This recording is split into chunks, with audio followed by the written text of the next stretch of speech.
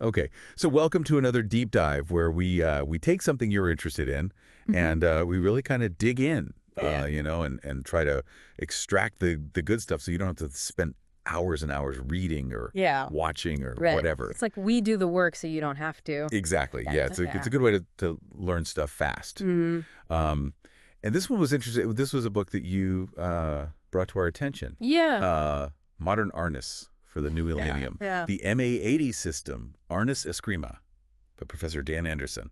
It's a fascinating evolution of a martial art. Yeah. It takes the Filipino martial arts and kind of puts Hmm. a different spin on it. Right. And Professor Anderson is a really interesting guy because he wasn't like a lifelong Filipino martial artist. He Right. actually came up through the ranks of karate. Yeah, he was a top-ranked tournament fighter Yeah. and then discovered modern arnis and it Mhm. it captivated him. Yeah. You can see that his karate background really Yeah. plays a huge role in how he Yeah. developed his own system. Right. And so he trained directly under Remy Presas, Right. the founder of Modern Arnis. Yeah. So that gives him a really interesting kind of Perspective. perspective Yeah. on it. Yeah. And then from there, he kind of took what he learned and developed his own system, which Yeah. is MA80. Yeah. Um, so for you, the listener who's interested in learning something, and kind of wants to get right to the good stuff, Mm-hmm. our mission today is to kind of look at the origins of modern Arnis as told by Professor Anderson, Okay. and understand the kind of the core ideas that support it, and then to see how MA80 builds on that. Okay. So let's jump right into it. Okay. What was it about modern Arnis that really drew Professor Anderson in?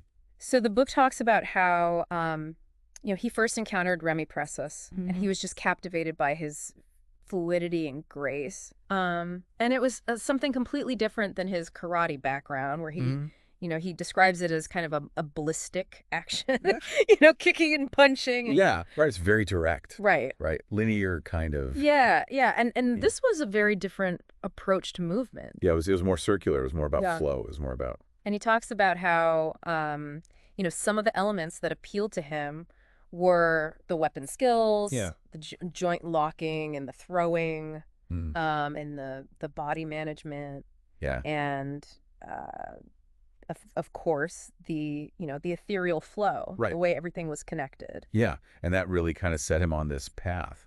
Yeah, it's amazing how that initial exposure Mm-hmm. really shaped his whole journey Yeah. in martial arts. Yeah, and he talks about how Filipino martial arts have contributed to his longevity Yeah. and his health within martial arts. Absolutely. Yeah. And he even connects it to internal martial arts, Right. which he got into later. And Yeah. and he sees that concept of flow as something that is, Yeah. very important for Yeah. longevity and a healthy practice. It's interesting because there's a quote in the book. It's right at the beginning, and it's almost like he's talking directly to the reader. Oh, yeah. And it's a very direct message. Yeah, he says, this book is for you. Yeah. Read it, drill it, sweat on it, dog-ear the corners, and make notes in it. It's like he's saying, like, I'm giving you this knowledge now. Yeah. Do something with it. Yeah, he's not Right. messing around. Yeah. So modern artists didn't just, it has a history, it has a lineage. Right. What are the sort of foundational influences that shaped Remy Presas' art? So Professor Anderson does a really good job of kind of Right. tracing that lineage. Yeah. And he talks about how Remy Presas' first exposure to Arnis was through his father and his grandfather, Leon Presas, Mhm. who taught a system called Palace. Okay. And this system emphasized to go with the force. So even from a young age, he was learning about that adaptability and about using your Yeah. opponent's energy against them. Yeah. Yeah. Redirecting the force Yeah. instead of meeting it head on. Right. So it's not about being the bigger, stronger person. It's about Exactly. understanding those dynamics. Yeah. And then as a teenager, Remy Presas sought out training in Eskrima, Okay. under several prominent figures, Rodolfo Moncal, Timoteo Moranga, and then finally Antiong Bacon, who is considered the founder of that system. Okay. So now we're seeing like he's already getting this kind of Yeah. mixed background. Yeah. Yeah. It's all feeding into what he will eventually create. Yeah. And Anderson notes that this period really emphasized slashing actions and footwork. Yeah. So it's interesting how he's pulling these different things together, Mm-hmm. right? So what was Presas's motivation for creating what he called modern Arnis? Well, he saw all these other martial arts gaining popularity. You know, karate, judo, taekwondo. Right. Um, and he was concerned that the Filipino fighting arts were kind of being overshadowed. Right. So it was really almost a matter of Yeah. preservation in a way. Yeah. Yeah. He wanted to preserve the Filipino martial arts, but he also wanted to create something that was more accessible and contemporary. Right. And hence the name. Yeah. Modern Arnis. Yeah. And he established it in Manila Yeah. with that goal in mind. And it wasn't just a local success either, right? It spread internationally. Yeah. And Professor Anderson highlights his connection with Max Palin in the United States, who founded the first modern Arnis club outside of the Philippines. Interesting. And this is where that concept of modern Arnis, the art within your art, comes in. Brilliant. Because it's like you're not saying like you have to abandon what you already know. Right. You're saying like this can enhance what you already know. Yeah. Yeah. Yeah, that's smart. It was really key to its expansion because it meant that, you know, people from different martial arts backgrounds could come in and they didn't have to start over. Right. They could just kind of add this to their existing system. Yeah. And there were some other influences along the way, right? Yeah, there was. Yeah. Professor Anderson points out the influence of small circle jiu-jitsu Oh, okay. through Remy Presas' friendship with Professor Wally J. Interesting. And you can see how that would have influenced the Yeah. joint locking and control techniques in modern Arnis. Yeah. So it's just another layer, you know? Right. He's pulling from all these different places. Yeah. And it's interesting too because in the acknowledgement section of the book, he actually thanks several people. Oh, yeah. And it kind of gives you a good insight into the network of people who... Yeah. He thanks Remy Presas, of course. Yeah. But also Ted Boot, who represents that Balintawak lineage. Yeah. And then Mark V. Wiley, who's known for his work in integrated Eskrima. Interesting. And Frederick D. King, who was actually the one who introduced Professor Anderson to Remy Presas. Wow. And then he also mentions Bram Frank as his brother in Modern Arnis. Yes. So it's really cool to see that kind of... Yeah, it's a whole community. Yeah. Yeah, absolutely. Yeah. So we've kind of looked at, you know, Professor Anderson's take on it, but the book also includes Remy Presas' own account of his beginnings. Yes. So what are some of the things that stand out from his personal story? Well, it really kind of brings it to life, you know, reading it in his own words. Yeah. And he talks about starting his training at a very young age, like 6 years old during the Japanese occupation. Wow. And he would watch his father training guerrillas in their family's martial art. So it's like this real wartime kind of experience. Yeah. And he would actually start imitating the movements with a cane. Oh, that's so cool. Yeah. Like a little kid. Yeah. Just kind of naturally picking it up. It's in his blood. Yeah. And then it was his grandfather, Leon Presas, who formally began his training.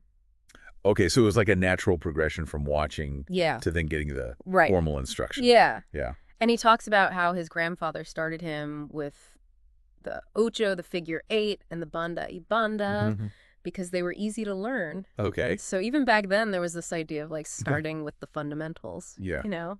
Yeah, it's interesting too because he talks about learning espada y daga, sword and dagger. Yeah. And it wasn't even through direct instruction. It was more through observation. Yeah, he was just watching his grandfather teach and his father practice. Right, so it's just like osmosis almost. Yeah, and he just absorbed it naturally. That's cool. Yeah. And it wasn't just those weapon techniques either, right? No, his grandfather's system also incorporated abanico, the fan-like strikes, and then the palace system to enhance hand speed. So he's already getting a good variety. Yeah. Yeah. And he even talks about training with his grandfather in the mountains of Negros Occidental. Wow. So it was like this really immersive... It's like a real traditional kind of martial arts story. Yeah. Yeah. And then later he sought out training with the Rizuma brothers and their Padilla Arnis system. Wow. So he's going out and finding these other teachers? Yeah. Yeah. And then when he was 13, he moved to Cebu and joined the Balintawak Arnis Club. Yeah, in 1950. Wow. And that was a big turning point for him because he was exposed to a very different approach to Arnis. Right. So what was his fighting style within Balintawak? Well, he described it as mainly focusing on cutting actions. Okay. Using the figure 8 and Bandi Ibanda movements. And he really emphasized maintaining distance from his opponent. Interesting. And he said that he was accepted into the club because of his guts and his ability to use his quickness and agility to his advantage. So it was almost like a tryout kind of. Yeah. Yeah. They had to see what he was made of. Yeah. Wow. And Cebu at that time was like a real hotbed for Arnis activity. Yeah. He talks about witnessing duels between different Arnis associations. Really? Yeah, like the Dosha Pairs Club. Wow. And he mentions Ciriaco Kako Canet as one of his mentors. Okay, so these are like the legendary figures Yeah. in Filipino martial arts. Yeah. Yeah, and so he kind of had this philosophy of like, if he saw a technique that he liked, he would just adopt it. Yeah, he was very open-minded about it. He didn't care where it came from as long as it worked. Yeah. Yeah, but he did emphasize that modern Arnis required dedicated practice. Yeah, it wasn't just something you could pick up overnight. Right, because it was a progressive art. Yeah. Yeah. With its own unique flow and principles. Right, and eventually he left the Balintawak Club in 1957. So I guess that was when he really started to kind of... Yeah, he was ready to... formulate his own, branch out on his own. Yeah. So now let's shift gears and talk about Professor Anderson's MA80 system. What led to its development? So he started training with Remy Presas in 1980 and continued all the way up until Presas' passing in 2001. Wow. So that's a long time. That's a serious mentorship. Yeah. Okay. But he noticed that a lot of Presas' teaching was seminar-based, and there wasn't really a structured curriculum, particularly in the U.S. Right. And so he wanted to address that. Okay. And so in 1997, he actually petitioned Remy Presas to form a subsystem of modern Arnis. Wow.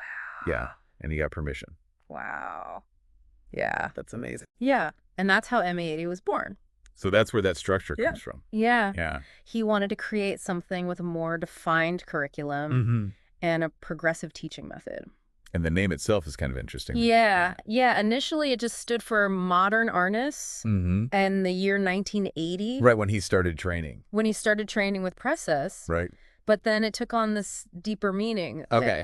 The 80, when you turn it sideways, it becomes the symbol for infinity. Right. And so it represents the possibility of anything infinity reduced to the simplicity of the moment. Wow. Yeah. And he credits both Presas and Ted Boot for influencing that philosophical aspect. It's cool how he's like pulling all these threads together. Yeah. And of course, his karate background played a huge role. Oh, yeah? in the development of MA80. Yeah. He talks about his 44 years of karate and being a premier American tournament point fighter. Yeah. And how important it was to get in the first hit.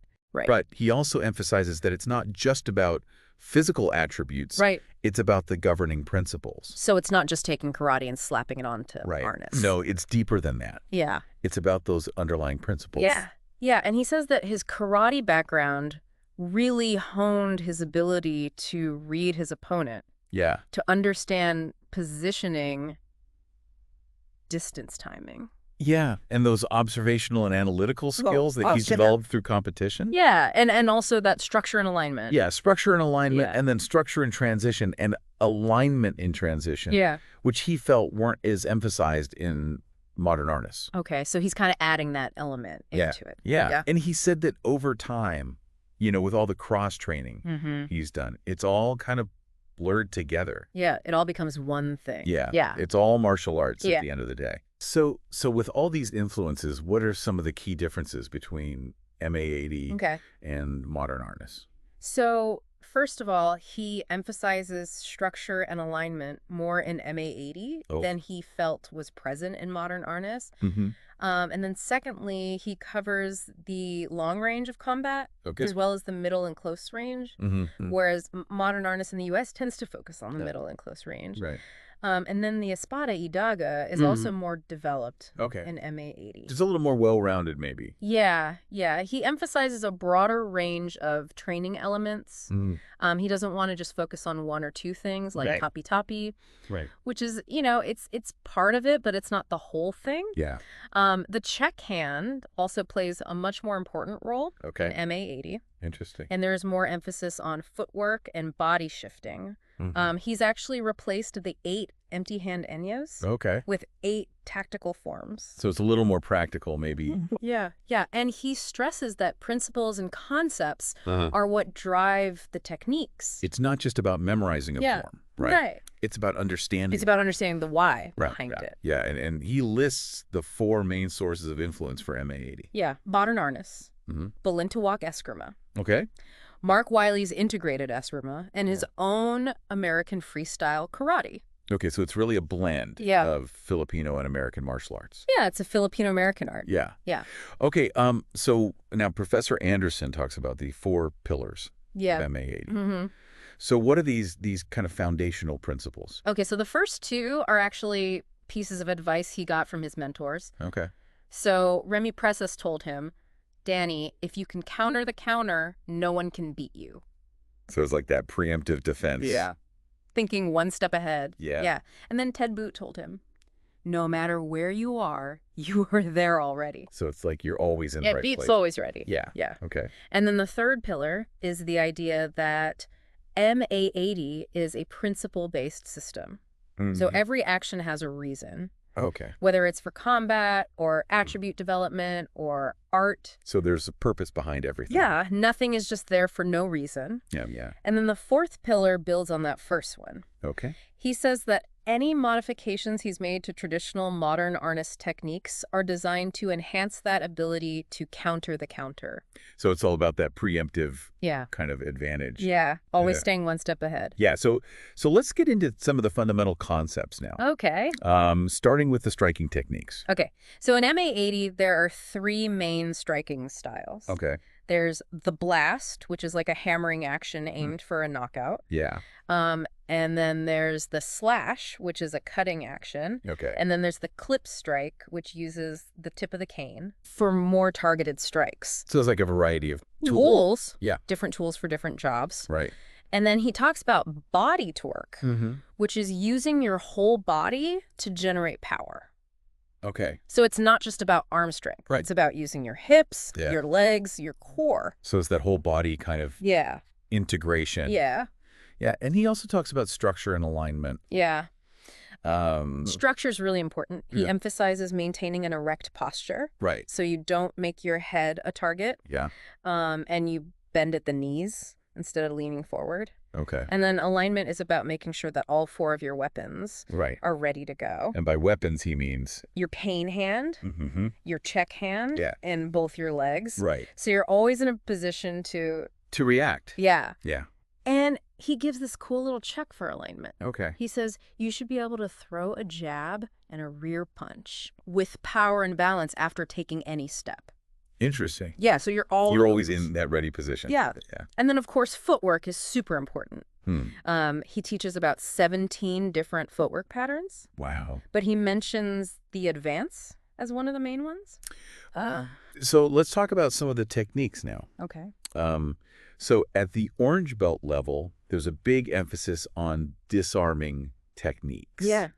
What are the key elements there? Okay, so there are 3 main elements. Okay. There's angle stepping, which is about getting into a superior position. Okay. And then there's capture, which is about gaining control of the opponent's weapon or limb. Yeah.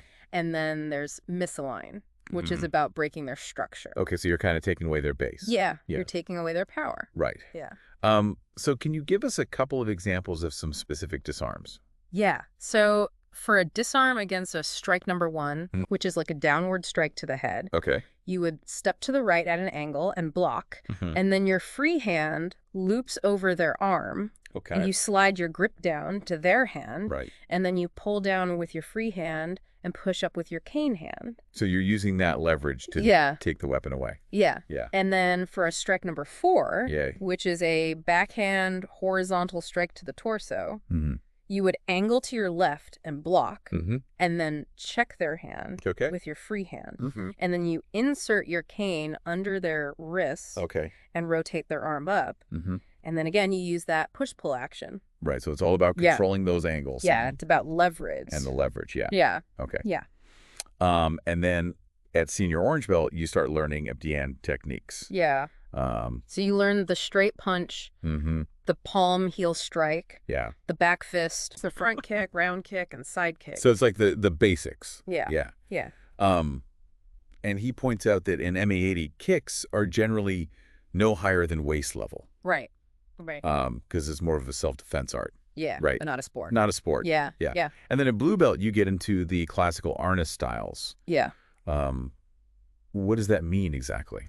So the classical styles are like these patterns of movement and striking that are based on how you wield the cane. Okay. And they're separate from the numbered striking system, and they're really important for developing the flow. Okay. So he talks about the banda y banda, which is that side-to-side cutting action, the double zero, where you strike and then follow through in a circle to strike again, figure 8. Yeah. The rompida, which is a breaking action, and then the different abanuco strikes. So it's really about kind of getting that fluidity in that. It's about the flow. Yeah. Yeah. Okay, and then at green belt, you start learning about locking and releasing. Yeah. So this is where you learn how to release yourself from holds and then how to transition into joint locks. Okay. And he explains the principles of joint locking, you know, hyperextension, compression, torque. Right. And he emphasizes the importance of distraction before you apply a lock. So you kind of set it up. Yeah. You got to get their attention somewhere else. Right. Clever. And he also talks about separating the arm from the main frame of the body. Right. So you weaken their structure. Right. Yeah. And he mentions specific locks, like the center lock, the finger forearm lock. Yeah. Two-hand wrist lock variations. Yeah. Yeah. It's like it's pretty detailed. Yeah. Okay. And then at senior green belt, you come back to the counter principle. Yeah. That's a big one. Yeah. And he introduces the basic 6-count drill. Okay.